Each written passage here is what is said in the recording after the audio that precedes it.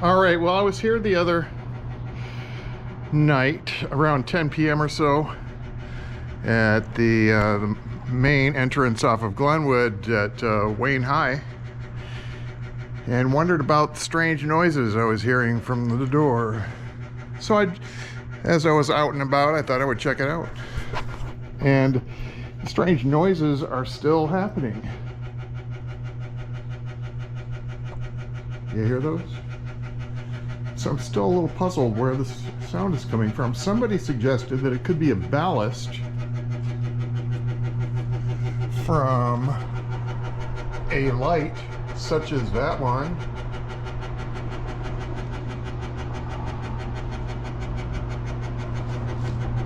The sound does not seem to be coming from this thing. You get a different perspective. Yeah, there's two lights up there. The sound does seem to be emanating from that thing. So, ballast.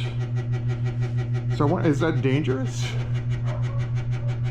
If it was dangerous, they probably would have done something about it by now, right? Because my video apparently has gotten thousands of views, which surprised me because I only shared it to my profile, and somebody must have shared it elsewhere where it got a bunch of views. So I don't know. Ballast.